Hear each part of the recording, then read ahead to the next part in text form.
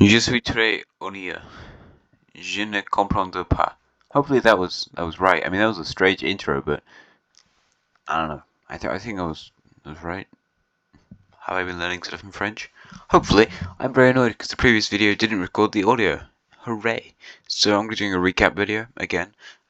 I know I could do a voiceover, but it's like it's something me. It's not gonna do that great anyway. So I'm gonna do this one here, which is kind of a simplified version. I mean, all you're gonna miss is colors change. And to be honest, we don't really have any major wars in today's episode. We said lots of smaller ones, so I don't know what's going on there.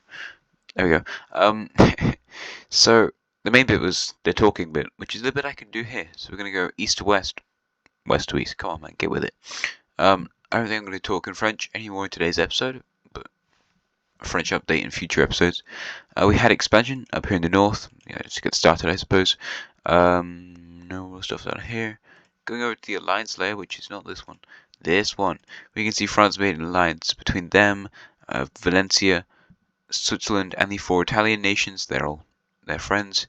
We had the partitioning of the green country. They just collapsed because they're incredibly poor. Two provinces went to the red country, two to the recently joined blue country because the French were about to invade them. Well, they knew French plans to invade them. Yet Denmark kind of signed a non-aggression pact with France because they helped them in that war against Germany, where France didn't need any help. But they were like, oh, we're kind of friends, so France isn't going to attack them because they don't need more enemies. And the Kaliningrad people, they got two provinces, but very small ones. And then the pink team took the capital province, but it was only one province, so, you know, there's that, I suppose. Going down here, yeah, France is very afraid of a major war because lots of people don't like them, like Carthage. You know, Carthage really militarized these two islands and their southern border, especially in the border of Valencia. I mean, Carthage is the second strongest nation on earth, so theoretically they could beat the French, but, you know, France has lots of other friends, and Carthage, well, their only friend is like Egypt, and then kind of these two, but not really. They're good friends with these guys, but everyone else is like meh. These Iberian countries they don't really have any relations with, and that's kind of because these guys are NPCs. I have no idea what's going on in these countries. Eventually they'll be relevant, but how relevant is another matter. Militarization in these alliances. This border is very, very militarized here. We have had the spread of the Polish religion to the British Isles, which didn't change on the map, but religion will be important later on in today's episode. Although to be fair, like France lost some stuff because the Polish religion expanded, but areas into Scotland and northeast England, like Lincolnshire, the way to Yorkshire, and maybe East Anglia a bit, they've converted to the Polish religion. So there's that, I guess. Also, religious capitals. You don't have one for some reason. I don't have major cities on, so I'll do that later. But I assume it's probably going to be somewhere on the north because obviously this religion comes from these guys. You also might have seen the green religion is back, the Greek one. As I tried to say in the previous video that I made about 20 minutes ago, Euboea was the last stronghold of the Greek religion. It wasn't anywhere else other than Euboea, which is this tiny island over here. What the hell?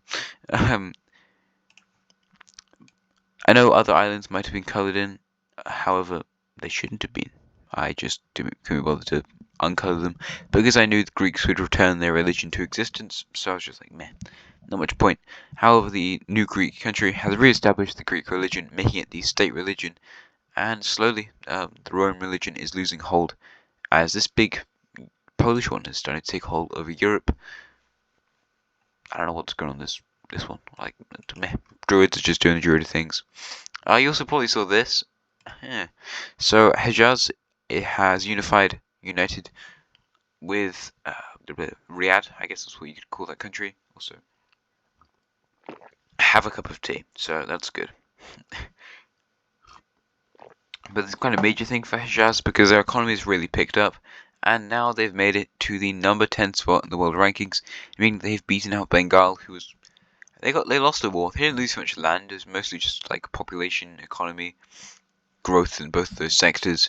So they got pushed off. India's now in 9th, but Hejaz is potentially going to get significantly stronger. We'll see what they can do. At the moment, yeah, they moved away from these guys. Actually, to be fair, I kind of want to keep that on just so I can go, woo, that's cool.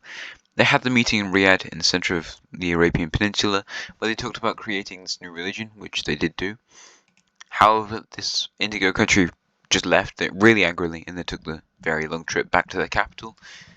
They stay strong to the old Red Team religion. However, this is a new interpretation of it, just like the Carthaginian religion, which follows the same sort of thing. It's like Protestantism and Catholicism, and Orthodox Christianity. It's all different forms of this monotheistic Egyptian stuff. So yeah, that's cool.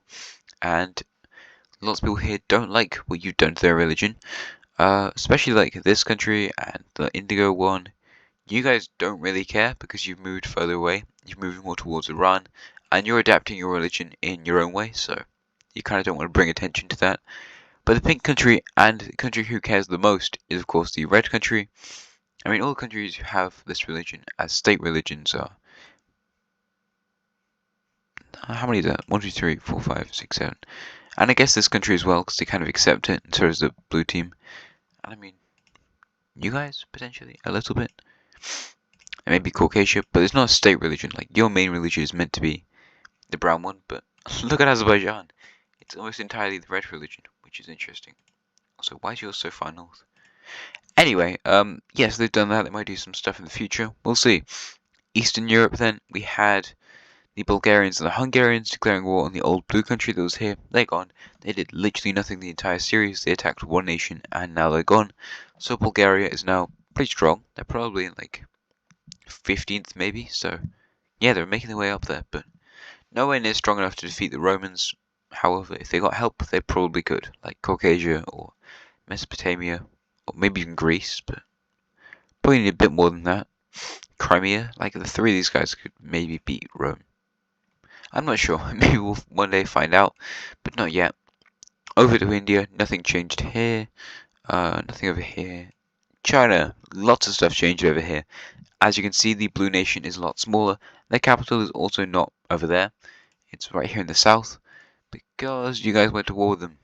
Well done, China. Basically, everyone moved away from China. Here's the, that's the ideology there. If we go on this layer, this is the alliance layer. The Chinese alliance is gone, because we had this one. The Iranian alliance and the Chinese religion has been disbanded, which means that all 5 of these countries have left, and the 2 who are going to join stopped wanting to join. So China is now diplomatically isolated. Nobody really likes them that much, and yeah, they invaded this country. However, they wanted to take over the entire thing, but the orange, the green countries, and also Korea were like, hey, we're going to invade you if you do that, so maybe don't. I mean, China could possibly beat these guys, but it would affect them for like the next few centuries. The amount of damage that would happen to their nation. So maybe don't do that, China. I don't know. But also they could pull in like Bengal and these guys who want revenge against China. Well, Bengal does, but you don't entirely. Maybe the pink country. Also, the pink country established an aristocracy. They tried to form their council again, but that failed. Because they were too hasty with it. And they just got a load of nobles to become councillors, and the nobles like, nah, I'm not going to do this sort of pseudo-democratic thing. We're just becoming an aristocracy. So, and the people are alright with that, you know, they'll live through it, it's fine. I think this country is also an aristocracy, and the red team definitely is. You guys look so sad in India. My god, what did I do to India? So yeah, new update for China. The blue country declared, well not declared, but they sank into an absolute monarchy, it's the justification for the Chinese invasion of their country. Maybe not too justified, but you know, they invaded anyway. So there's that. And me. Yeah, it kind of went badly for them. So these countries are becoming more independent. I mean, they're all monarchies, right? They're all monarchies. There we go. Lovely. They're all monarchies. Yeah, you're an aristocracy. Some councils here in the north. There's like a big council line. Aristocracy over here. Of course, there's the aristocratic bloc still in Western Europe. Theocracies up here. Theocracies over. I should remove that box. I mean, Africa is pretty absolute monarchist. Yeah, the box needs to go. But otherwise, I mean, Eastern Europe is very absolute monarchy, whilst the north is more just normal monarchy. Bulgaria is an absolute monarchy, which is interesting, but kind of makes sense, I guess. And there we go. We'll just that's most of what happened really. It's lots of talking. China, things might go badly for them. Their economic growth is coming to a halt because nobody wants to trade with them. Because everyone's like, "You suck, man. I don't like you." Me. Also got some new trade routes, but I don't have that layer on, so yeah, it's just more lines on the map. So there you go. That's about all that happened. Next time we might have just on the off chance we could potentially have a very major war happening. So I will be definitely checking the audio for that one, because if the audio doesn't record, I'm going to be very, very, very sad. Yeah, I bet you can guess where the war's going to be. It's gotta be kind of within this circle. A lot of countries in that war, and I think that will probably be the war to end the Dark Ages. As the next episode is going to be like 750. I'm not quite sure when the Dark Ages ended. It might have been like around 1000. But I feel like that's a good point to end it, and we can start the medieval era. And yeah, lots of new things to happen then. Very excited. So that's about all that happened in that video.